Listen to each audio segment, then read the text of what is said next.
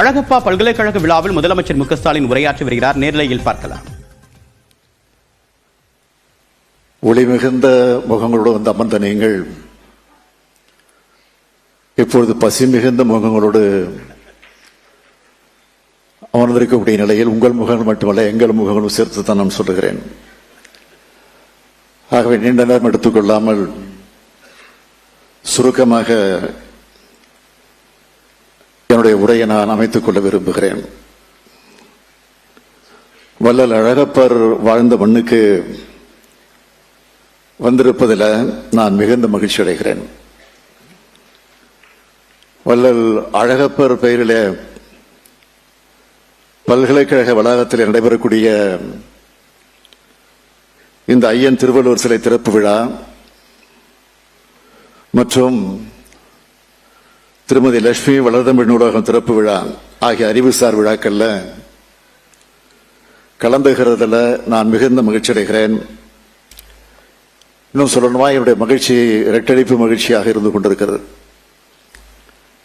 வழக்கறிஞர், தொழிலதிபர் என்ற அடையாளங்களை கடந்து வள்ளல் அழகப்பர் அவர்கள் ஒரு பெருமைக்கு காரணமாக வாழ்ந்திருக்கிறார். கல்விக்காக அவர் செஞ்சிருக்கக்கூடிய தொண்டுதான் மிக மிக முக்கியமான தொண்டாக அமைந்திருக்கிறது. இந்தியாவினுடைய முதல் பிரதமர் ஜவஹர்லால் நேரு அவர்கள்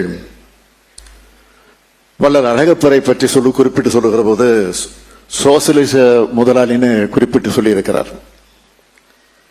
இந்தியா விடுதலை அடைஞ்சப்போ சென்னை பல்கலைக்கழக துணைவேந்தராக இருந்த லட்சுமணசாமி முதலியார் அவர்கள் அறியாமையில இருந்து மக்களை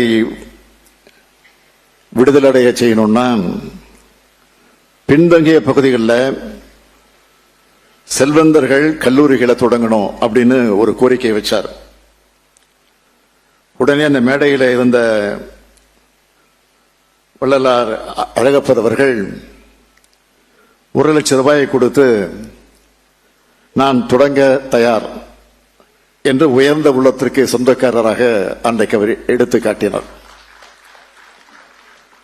ஆக கல்வி தொண்டையும் தமிழ் தொண்டையும் சேர்த்து ஆற்றின அவரால் தான் இன்னைக்கு பலரும் பட்டங்கள் பெற்று உலகம் முழுக்க உயர்ந்திருக்கிறாங்க.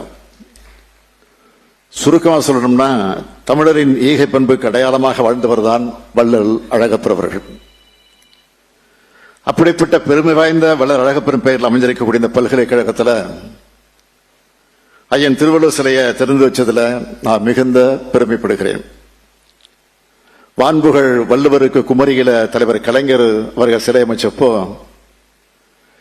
பேரறிவு சிலையோடு வெள்ளி விழா கொண்டாடப்படும் இந்த தருணத்தில் இந்த சிலையை திறந்து வைக்கிறதுல நான் மிகுந்த மகிழ்ச்சி அடைகிறேன்.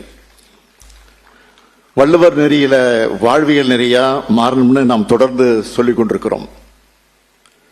குறள் நெறி பின்பற்றப்பட்டால் தான் தமிழ்நாடும் காப்பாற்றப்படும், உலகமும் காப்பாற்றப்படும். அப்படி காப்பாற்றப்படணும்னா வள்ளுவரை யாரும் கபலீகரம் செஞ்சிடாம பார்த்துக்கணும். வள்ளலார் போன்ற தமிழ் மண்ணில் சமத்துவத்தை பேசின மாமனிதர்களை களவாட ஒரு கூட்டமே இன்றைக்கு சிதை செஞ்சுக்கிட்டு இருக்கு. அதுக்கு எதிரான காவல் அரணாக ஒவ்வொரு தமிழரும் இருக்கணும்.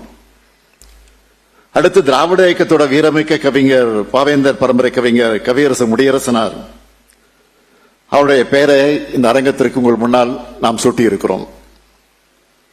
திராவிட இயக்கத்தினுடைய பகுத்தறிவு கவிஞர்னு தந்தை பெரியாரால் போற்றப்பட்டவர் முடியரசனார் அவர்கள். தலைவர் கலைஞருடைய நெஞ்சுக்கு நெருக்கமான கவிதை தோழர் அவர். அது மட்டுமல்ல, திராவிட முன்னேற்ற கழகத்தினுடைய இலக்கிய அணி தலைவராக செயல்பட்டு கன்னித்தமிழ் வளர்த்தவர். அவரது பெயரை சூட்டியதற்கு நான் உள்ளபடியே பெருமைப்படுகிறேன்.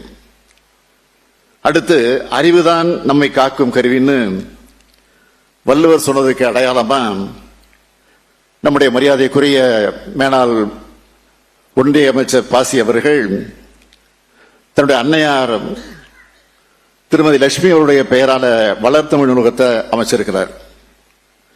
இப்படி அறிவாலயங்களாக திகழக்கூடிய நூலகங்கள் திறந்து வைக்கிற வாய்ப்புகள் எனக்கு கிடைக்கிறதுல உள்ளபடியே அதை நினைச்சு நான் பெருமைப்படுகிறேன்.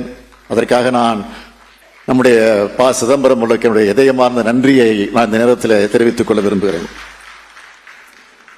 மரியாதைக்குரிய பாசி அவர்களை பொறுத்த வரைக்கும் அவரே ஒரு நடமாடும் நூலகம்தான்.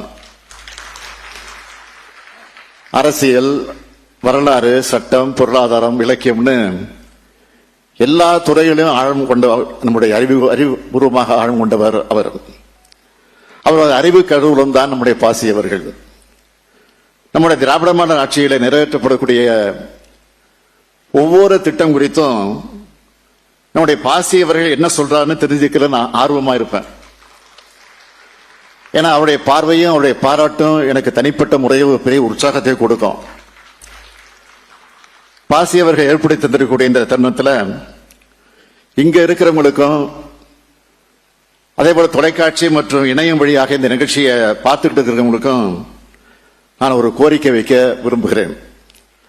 கொடைகுள்ளமும் அறிவுத்தாகமும் கொண்டவங்க தங்களுடைய ஊர்களில் இது போன்ற ஒரு நூலகத்தை உருவாக்க வேண்டும் என்று நான் கேட்டுக்கொள்கிறேன். பெரிய நூலகங்களை அமைக்க முடியாதவங்க, அதற்கு வாய்ப்பு இல்லாதவங்க தங்களால் முடிஞ்ச அளவு படிப்பகங்களையாவது தொடங்கி நடத்தணும். என்னை பொறுத்த வரைக்கும் நான் திராவிட முன்னேற்ற கழகத்தினுடைய தலைவராக பொறுப்பேற்றதற்கு பிறகு எனக்கு யாரும் சால்வையோ கைத்திராடைகளோ அணிவிக்க வேண்டாம்.